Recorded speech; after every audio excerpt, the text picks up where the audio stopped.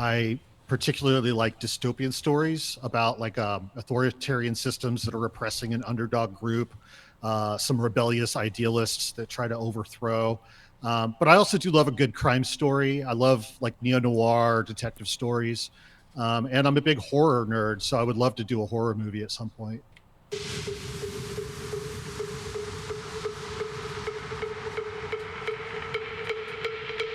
Ladies and gentlemen, boys and girls, babies in their diapers, welcome to the Tiberius Show with your host, Tiberius Boy. That's me, Tiberius.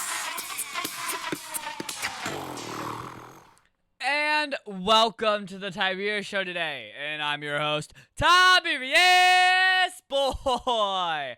And as always, we are looking at various jobs and how they affect the world around us. Today's guest is going to be very interesting. You know, he's a screenwriter, he's a producer, and a musician with over 20 years in the entertainment industry.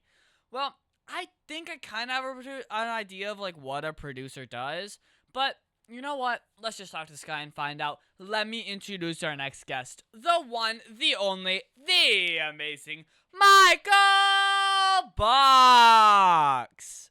Hey, thank you so much for having me, Tiberius. I appreciate it. No problem, man. Okay, so before we get all in, to the cool stuff that you're working on, can you tell my listeners exactly what is a screenwriter and a producer? Yeah, absolutely. So as a screenwriter, I come up with ideas for characters, themes, the overall story of a film. With the help of my writing partner, Patrick, we hash out the details. We put it all on paper. Then as a producer, I figure out all the logistic issues that we need in order to take care of that and actually film that particular story. Patrick is a director, and he focuses mainly on getting the best performances out of the characters or out of the actors for their characters. And then he focuses on getting the best shots in camera.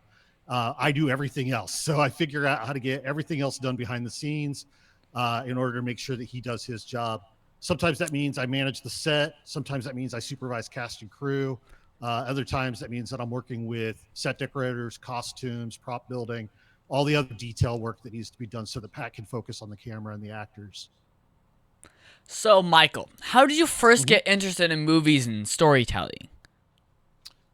Well, as many of us do, I grew up watching a lot of movies and television and playing with action figures with my brothers, with the kids in the neighborhood.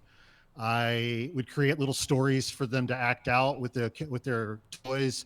I'd give everybody character lines. I'd develop interesting plots. I didn't realize it then, but I was training to be a writer and a producer. So that's really where I probably did a lot of my foundational development as a screenwriter and as a filmmaker. So, you always know, did you always know that you were going to work in, the entertainment world? Not necessarily. I get terrible stage fright in front of live audience. I've spoken in front of a group of maybe 500 or 1,000 people before, but that's a lot of work for me socially and just for my personal energy. I get drained really quickly doing that. But I did know that I wanted to be a writer. In high school, I was a journalism focused student. I worked with the yearbook and the newspaper for our school as an editor, the creative writing magazine as an editor, and then I wrote for the local newspaper and some local magazines as well. But I thought I was going to write for a magazine or be a novelist. It wasn't until later in life when I got the opportunity to help Patrick with a screenplay he was working on, and then I found that this was the right place for me. So, what was the very first project that you worked on? So Patrick was working on a screenplay that was a science fiction story. It involved time travel and a mysterious illness with a diabolical scientist. He knew I had background in writing. We were friends for a while at that point, and he asked if I could give him some notes and help him edit it. Eventually, we decided to rework the story completely because it was just way too elaborate and just the story, the script itself was way too long. So we edited it down, streamlined it a bit, and when we finished, we decided to shoot it as our first film. It was called A Savior Come My Way. It was shot on 16 millimeter film. It was very ambitious for a first time project. We worked with a professional crew that we hired. We did use amateur cast. And from that, we learned a lot. And we kind of look at that project as our film school, our student film project. We neither of us went to film school, so we learned in the trenches, so to speak. So, was there a specific movie or show that made you say, I want to do that? So I'm a child of the 80s and 90s. I grew up in the 80s, and Star Wars, Back to the Future, the Alien franchise, all of those movies were so important to me as a developing writer, fan of science fiction, things like that. I would say that they were pivotal in helping to craft my filmmaking aspirations. So, okay. So, what kind of stories do you enjoy, telling the most? Well, just from that list of movies I just mentioned, obviously I'm a big fan of science fiction. I particularly like dystopian stories about like authoritarian systems that are repressing an underdog group, some rebellious idealists that try to overthrow. But I also do love a good crime story. I love like neo-noir detective stories. And I'm a big horror nerd, so I would love to do a horror movie at some point. Okay, so you're also a musician. So, how has music, influenced your writing and creativity? Yeah, music's very important to me. I have a budding vinyl record collection behind me. I listen to music pretty much 3, maybe 4 hours a day easily. I often have music on while I'm writing. I think the songs are the type of score that would be in a scene pop into my head as I'm writing. And when I first started writing, I dreamed of following bands around on the road on their tours, kind of writing about their experiences on the road for magazines like maybe Rolling Stone or back in the day there was another one called Spin. Years later, a great movie was produced called Almost Famous, and it felt nearly autobiographical. The writer, director Cameron Crowe did exactly that. It was about him following tours and writing about them for Rolling Stone. So I felt like he had maybe snatched that out of my head somehow, but I had never really spoken about that publicly. So I know that wasn't like a strange plagiarism. It was just coincidental that it felt so much like what I wanted to do. So, you have your own studio called Hmm. Echo Eterna, sorry. Right, So, right. that's a really cool name. Like, where'd it come from? Yeah. So when we were editing and doing post production on Savior, uh, we realized that there were some problems with some of the acting, some of the shot choices. When you shoot on film, you're very conscious about how much film you're wasting on bad shots. And back then, you couldn't just delete it because it wasn't digital. You had every shot you took spent some of your expensive film. So we didn't get all the shots that we should have done additional takes on, and we still wanted to use that as a kind of a stepping stone project. So we edited it down to a 20-minute short, and from that story, Patrick pulled a line about kind of our character traveling through time, echoing through eternity, and we used that as the name of the short, Echo Eterna. We liked it so much that when we created our own production studio, we just felt it was natural to name it after that. Now, you're like not in Hollywood. So, any reason that you decided on Ohio? So yeah, no, not many people choose Ohio for filmmaking, but that wasn't our case either. We were already here when we started filmmaking. Patrick was born here. He's originally from the Dayton, Ohio area. My family and I transplanted here about 25 years ago, and my wife and I had already planted roots. We had already bought our first house, and we had well-established jobs outside of what I do with filmmaking.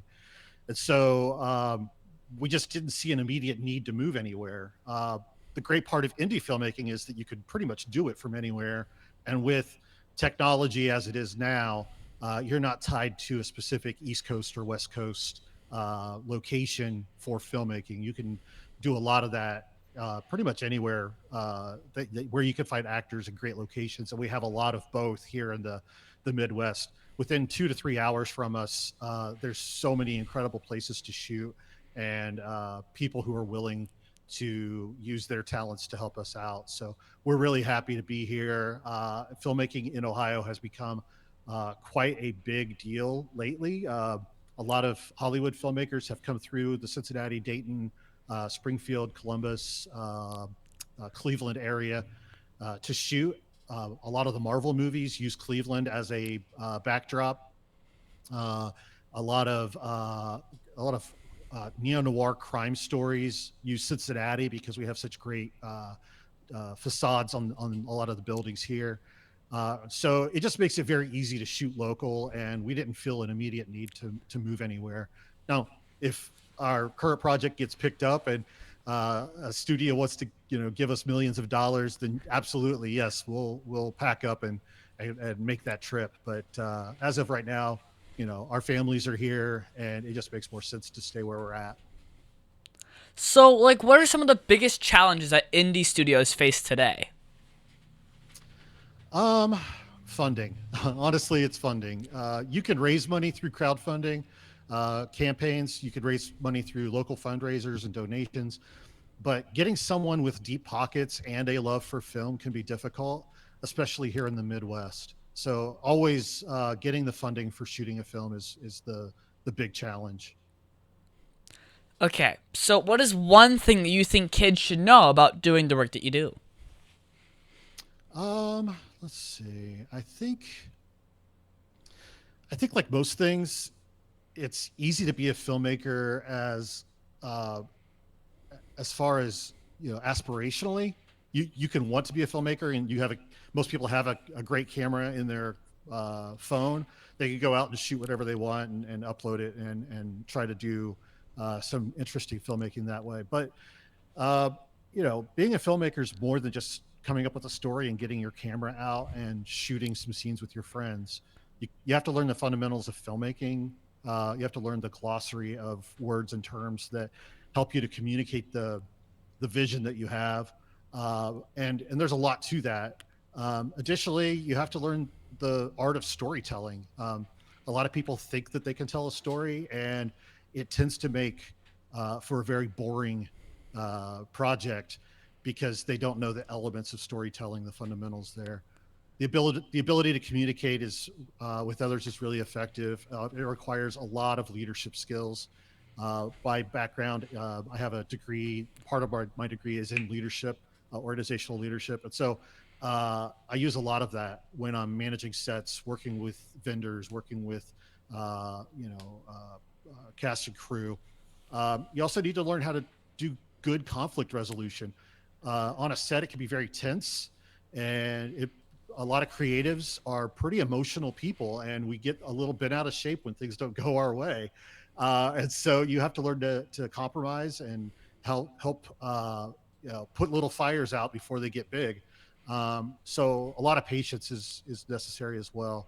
I would also say learn basic marketing and business concepts. That helps a lot. It might not be easy, but when you see your finished project on a screen or on display, it's really incredible, and it feels really awesome. Well, here seems like a good time to take a quick commercial break. Let's hear a word from our sponsors. So you want to make an ad for your company, right? Yeah, Tiberius, you want to help me? Okay, so what's the name of the company? PPWND. PP what? Professional Pressure Washing and Detailing. So you like clean driveways? Yeah, like that. We pressure wash commercial buildings and semi-truck and trailers. So how would someone get a hold of you? They can visit my site at ppwnd.com or call me at 407-900-7793. So I just tell them to call you at 407-900-7793 or visit ppwnd.com? Yeah, Tiberius, you got it. Cut, that's a wrap. Just use that. Oak Ridge Gun Range is a family-oriented shooting range that has been in business for over 30 years. They specialize in basic firearm training and offer numerous services such as consignments, gun trades, gunsmithing, and concealed weapon classes. I even got my training for gun safety at Oak Ridge Gun Range. Great great customer service, and firearm safety is what they do best. So find out more at oakridgegunrange.com. And we're back here talking with Michael Box, producer of a new film, Speakeasy. So, Michael, can you tell us about, this new project that you're working on? Yeah, absolutely. Speakeasy is a story that's really important to me. It's about a group of musicians that are living in a place where authoritarian government has restricted creative expression. They've outlawed anything that might be able to be used to rally others against that system. It's very music focused, but it's not a musical or a biopic. That's usually what you get with music focused movies. This one, the music is the backdrop, and there's gonna be a lot of live performance, a lot of songwriting written into the story. And Patrick and I, as musicians, we are actually writing the music for the main band. They're called the Riot Police, and they're kind of like a punk band.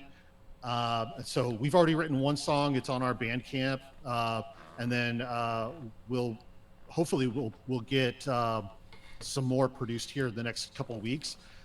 We have little stems and pieces that we have ready to go. We just have to put it all together.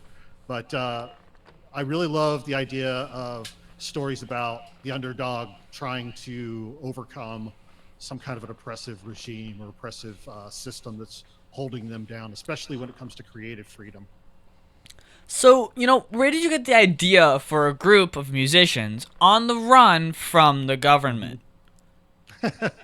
So Patrick and I have both been musicians most of our lives. I've been playing guitar and bass for about 30 years. He's been a drummer for about 25 years. We met through music. I was a bass player and he was a drummer in a small local band years ago. Our friendship grew from that, from our love of music, but we also realized that we were really big fans of sci-fi and dystopian stories, and obviously movies and television. So while talking about our experiences on the road as musicians, we started thinking about what it would be like to create a world where music was a restricted outlet from a government system. It just kind of grew from there. So, without giving anything away, how did you come up with the title Speakeasy? So when we were developing the concept, we mentioned how the musicians would have to find safe places to perform. And buildings with basements or secret rooms were kind of the focus. And we started thinking about speakeasies during the U.S. Prohibition period. Yeah. We started thinking about the idea that finding a safe place to make music was critical for these people, just like it was critical if you wanted to be a part of the groups that gathered in these speakeasies to have a social time with your friends. And it was one of those things that it made a very good parallel for the story, but it also kind of has a dual meaning in that it's unsafe to talk openly about certain things in that system. And so in order to discuss what you're doing, you literally have to speak easy. Yeah. So, what's the message or feeling you want people to take away after watching your film? Yeah, I definitely have mixed emotions about what I would like for people to see or feel when they're done watching this, because art is so interpretive. Many times it's not important for people to get a specific message, but just that they feel something from it. But with our story, I love the idea of rooting for the underdogs.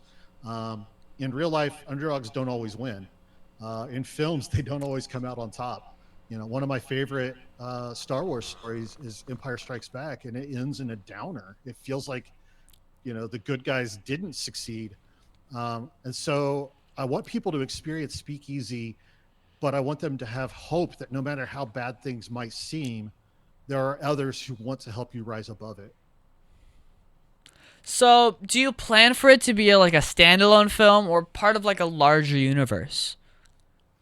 I think that the world that we've created is pretty big. Pat and I love to build out a world that feels real, that feels lived in.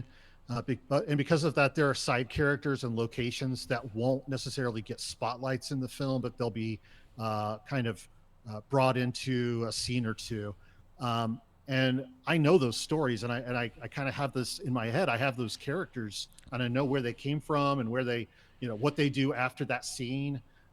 So we want to partner with a comic book or graphic novel distribution company and create like a line of speakeasy series comic books.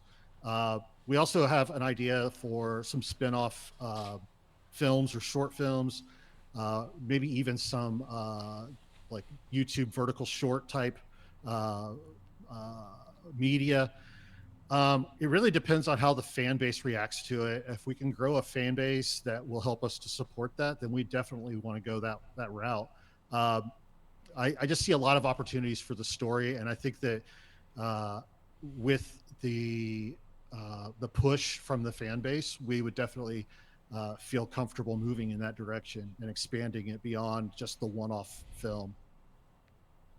So, when you work on like a screenplay like this, do you start with the characters, plot, or the visuals first?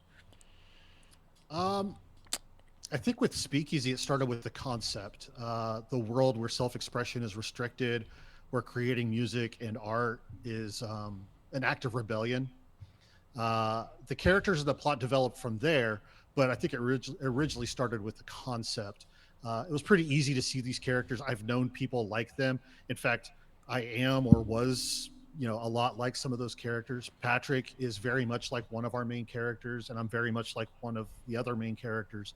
It wasn't on purpose, but it sort of bled out of us when we were writing those characters. And so what started as a concept really gives birth to, additional elements that help us to flesh out that story. So, Michael, have you ever had to like rewrite a scene after filming started? I can't recall one, but I'm pretty sure we have.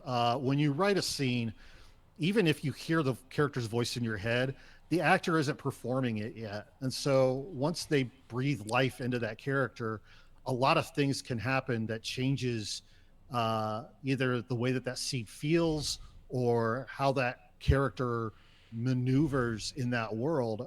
The delivery of the line might need to be changed to hit harder. The action might need to be adapted because something that the actor did was so incredible that you want to focus on that a little bit more. I can't really put a memory to one scene that we've had to do like that, but it's always an opportunity, especially when you collaborate with people and you want to work with people who are open to collaboration. You get a really cool cohesiveness where you're kind of thinking about what's best for the story, not what's about my ego as a writer. So, what's the best advice that you've ever received? And who gave you that advice? Best advice. I'm not sure who ever gave me the advice. I did once read an interview from another filmmaker.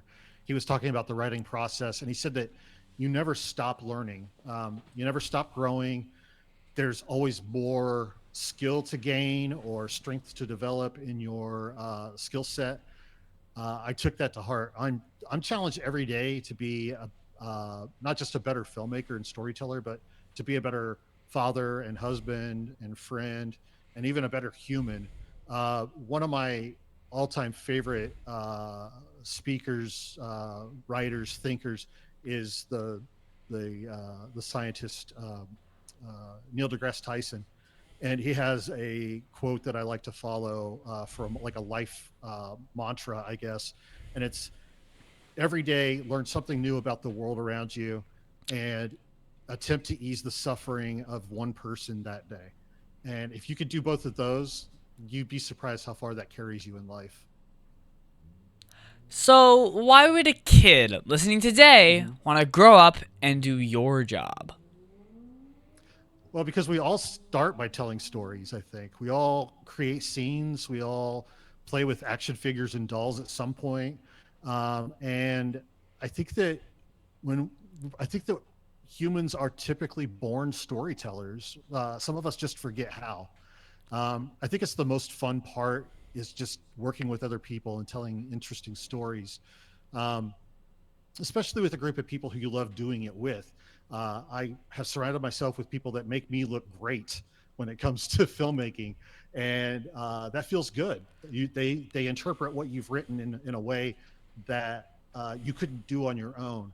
And so, if you like working with other people, filmmaking is a really interesting and rewarding opportunity. But there are a lot of filmmakers who work solo. They do documentaries, they do one-off shows, just a day in the life following them, and they know how to do it really well. So it's not just about working with people. There are a lot of people that can do it by themselves. I prefer working with other people, but I think it's one of the most rewarding things that I've ever been a part of. Well, on that note, let's take a quick break to pay some bills. Okay.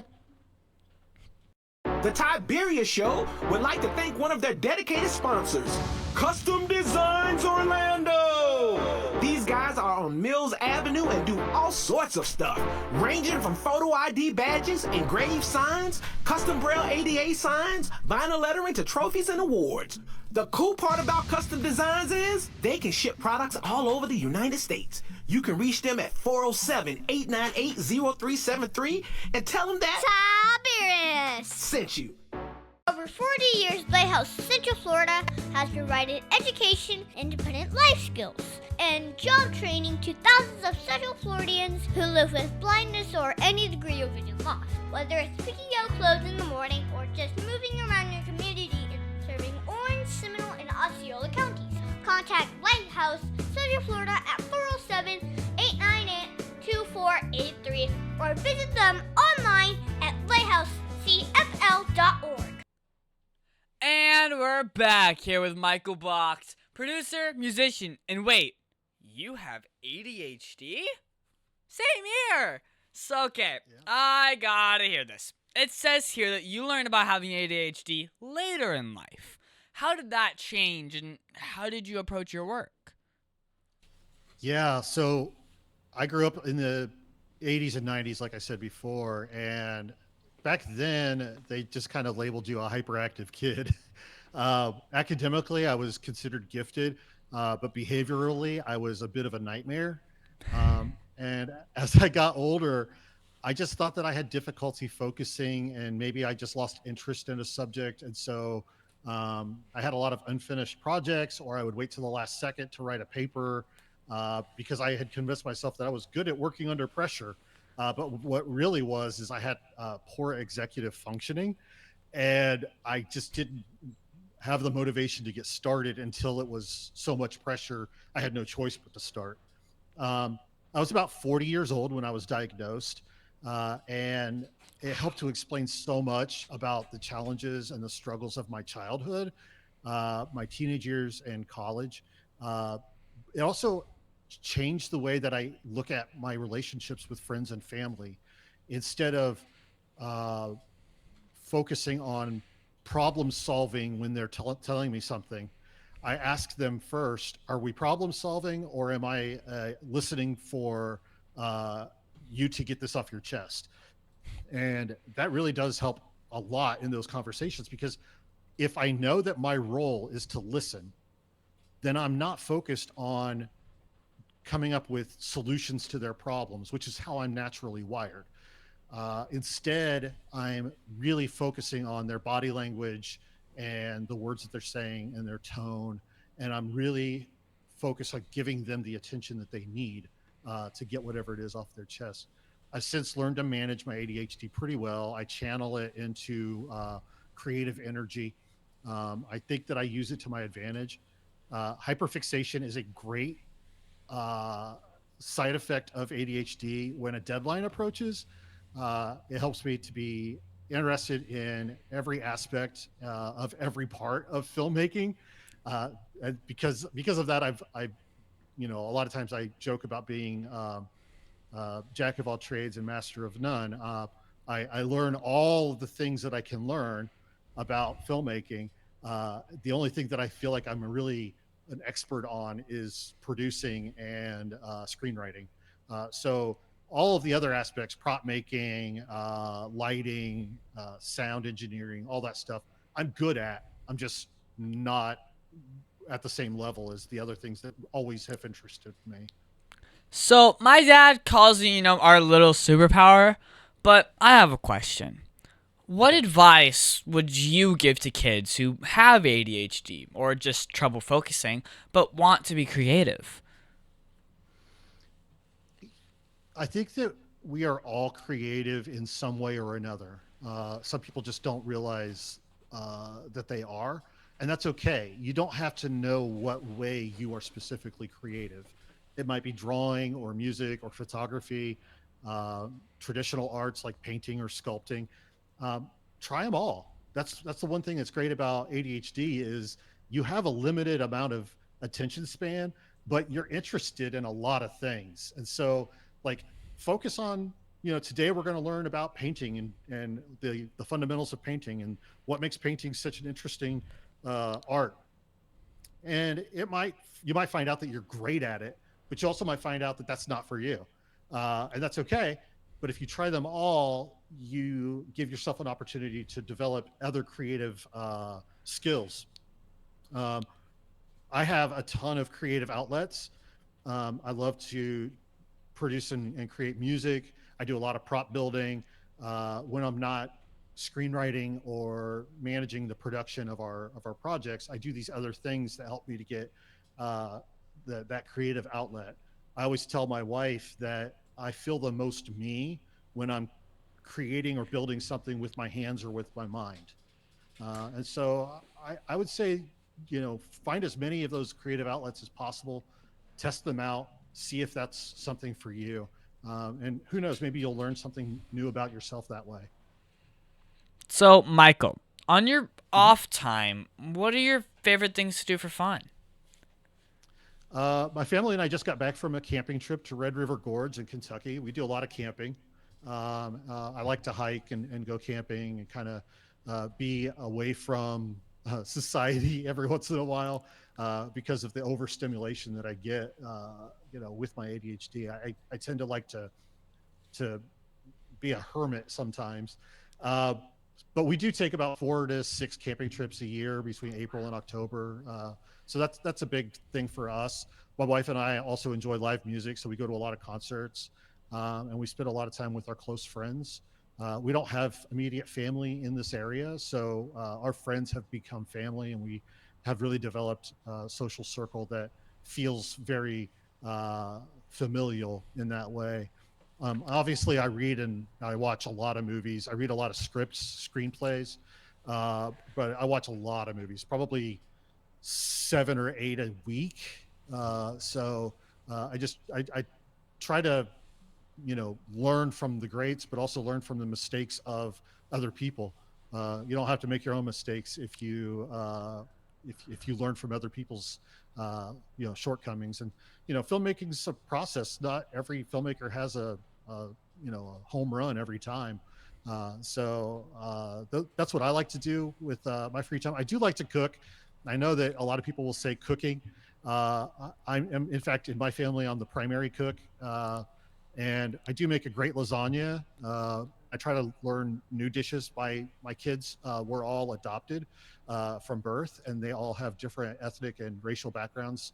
And so I like to develop ideas for cooking things that would bring some of that diversity to our family. Well, that's nice. So, if you could Yeah. meet anyone in the industry, who would it be and why? Um, I think I talked about meeting Kevin Smith. That was one of my people on my list. We might have talked about that before we went on the air, but I did get a chance to meet Kevin Smith, who's a writer and director of some classic indie films. But I'd also love to have the chance to meet Steven Spielberg. I think that he's a pioneer in not just science fiction, but in filmmaking in general. He made some of the most important movies of my life: Jaws and Indiana Jones series, E.T. and the Jurassic Park series. If I could pick his brain for even 30 minutes, I would jump at the opportunity. So, what was like the biggest mistake that you've ever made, and how did it change you as a person? Um, Probably lose a little steam here, but I lost my mom when I was young. I was 18. She was 39 at the time, and honestly, I would spend more time with my mom. I feel like that's the biggest mistake that I have in my life is I wish I knew more about her. I wish I knew her dreams. I wish I knew what she wanted to be when she was younger, what her favorite movies were, obviously. Not having more time with her made me really cherish the relationships that I do have. And I try not to take that for granted. But yeah, if I could have that time back, I would definitely make more time to spend with my mother. Yeah, wow. Okay, okay. Can you tell me that one story? Remember, this is a kid show, but that one story, Yeah. well, that you're not supposed to tell me about. Come on, you can tell me. Well, I'll leave out the college stories since this is kid friendly. But one story that not many people know is that I almost burned our house down when I was a child. We were living in a small home, and my brothers and I we shared a room. It was a small room. So my two younger brothers, they slept in a bunk bed, Adam on the bottom and Matthew on top. And I had what was called a trundle bed. It was like a metal fold out bed that pulled out from underneath Adam's bed. And Matt and I wrestled a lot. And one day, I was maybe 10 at the time. While my bed was out, we were jumping around and wrestling and goofing off. And I fell between the wall and the bed, and I pulled the lamp plug out of the wall, but not enough to pull it completely out, and it arced with the metal bed. And so it touched the metal frame, zap. We both got a little jolt. It sparked and scared the poop out of us. But luckily, the breaker flipped. Crisis was averted. It wasn't the last time that I got into a jam with electricity, so I don't think that I've learned a lesson there. But it was definitely a situation where if it hadn't, if the breaker hadn't tripped, we would have been in a lot of problems. We would have had a lot of difficulty there. Yeah, you probably wouldn't be where you were now.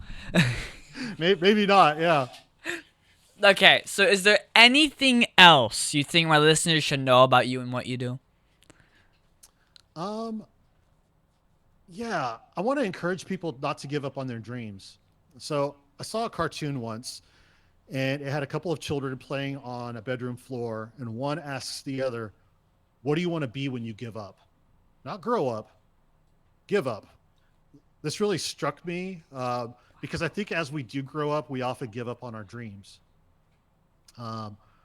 We give up on the things that could make us really happy when we were younger, and we don't do that. When we don't do that, a part of our childhood is, I think, is disappointed. I think that if we follow our dreams, we don't give up as we grow up. That's something that I would really encourage people to look at. So, do you have a Facebook or like a website for my listeners who want to follow you? Yeah, I don't really use Facebook for Speakeasy or Echo Eterna. It's mostly personal, but for any contact or information about what we're doing, people can check me out on Instagram. I'm at Mike Writes Movies. It's all one word. Echo Eterna and Speakeasy the movie, Speakeasy the movie is all one word. Those are both Instagram accounts that we use for the films. Or you could just go to speakeasythemovie.com. So, what is that one question that you think I forgot to ask you? You never asked me what my favorite movie was. What is your favorite movie? It probably changes from day to day because, like most people with ADHD, we might have a favorite something, but it won't be my favorite something for very long. But today I would say it's an old Stephen King story called Stand By Me. It's a story about some boys that heard about a body in the woods, and they go on this long hike to go find the body in the woods.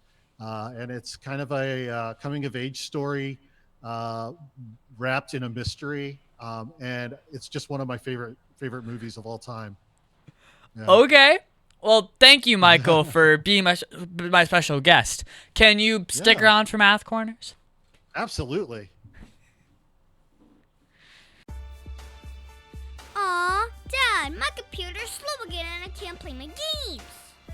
Call your computer solutions today, and we will scan for viruses and clean that computer up remotely and make it fast again. Our phone number is 407-826-0810. Thanks, Dad. My computer's fast again. Now I can do my homework. Thanks for calling your computer solutions at 407-826-0810.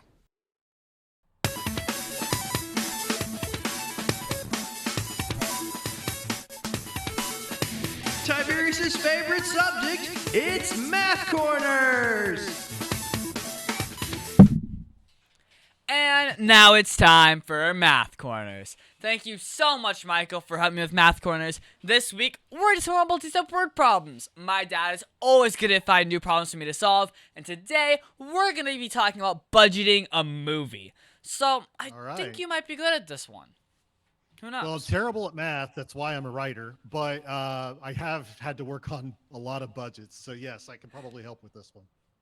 Alright, so Frank and his team is working on a new movie and their budget is $20,000. That's a lot of money. But they have to rent the camera equipment and that costs about $1,200 a month. Oh, and the filming schedule is going to take 6 weeks. And then they have to pay the actors and that's going to set them back $8,000 flat. And then they spend $3,500 on the sets and, the props and... I guess the big question is, how much will they have left after they pay for all those expenses? That's a good question.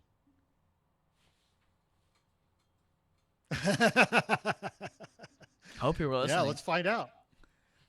Let's find out. Okay, I'll just do it.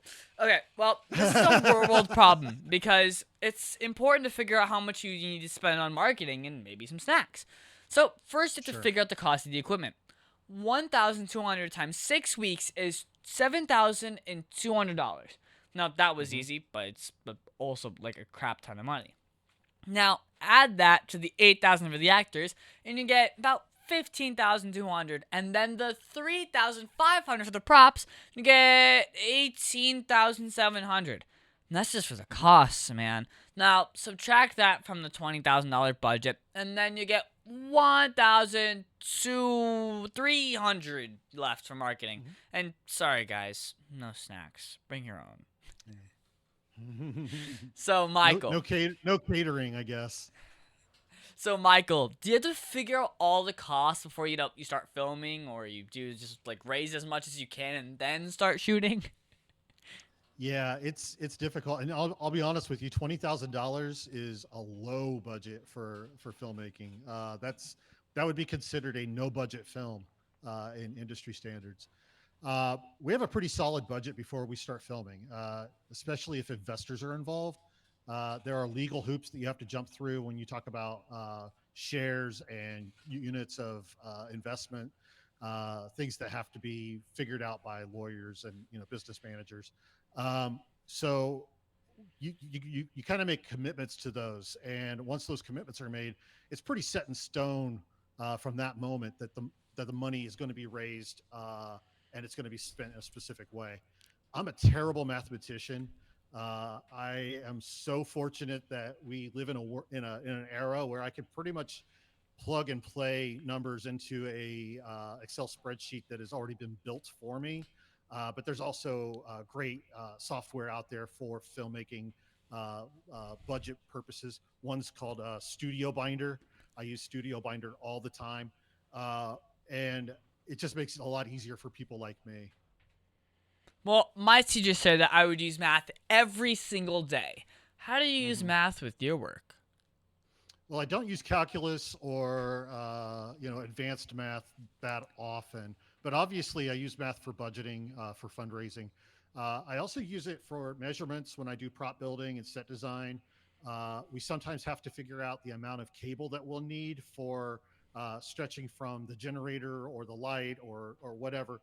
And those come in 25, 50, 100 foot rolls. So you have to figure it out how much you're going to need there. and just to kind of quickly determine that, usually on the fly in your head. If you aren't good at that, then surround yourself with people who are. We're constantly figuring out lighting formulas to determine the proper light to camera aperture ratio, because the aperture on the camera allows a specific amount of light in, and that will affect what the film looks like. And so you have to get the right lighting to aperture ratio, or else it can be too blown out, which means that it's too bright, or it could be way too dark, and you get a lot of artifacts in the final project doing it that way. So film is, or math is all over the film set. It's just sometimes you need to have people who are really good at it, to make it easier for you. And like I said, the software that we use, and some of the other people that we work with can help carry that load when it's outside of my wheelhouse. Well, thank you so much, Michael, for your help with Math Corners. Absolutely.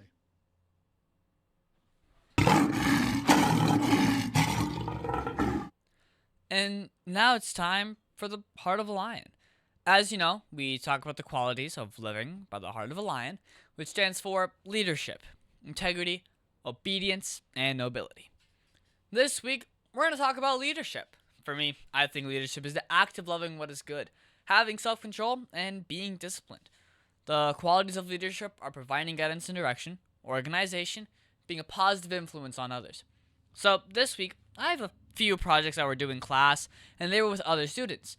But two of the guys had to do soccer and weren't able to be there. I got all the slide done and got everything prepared for the presentation. But then I had to be gone the next day for a bowling tournament, and they covered the tasks and did a great presentation with the materials I had prepared. We stayed calm and dealt with the issues of our schedules. We did not need special badges to be a leader. We each became a leader when we needed to. This way, we all worked together to ensure this task was done on time and with a great grade of 102%. Congratulations. So, Michael, do you have an example of leadership that you saw this week? Yeah, I mean, my background is actually in leadership. I have a degree in organizational leadership.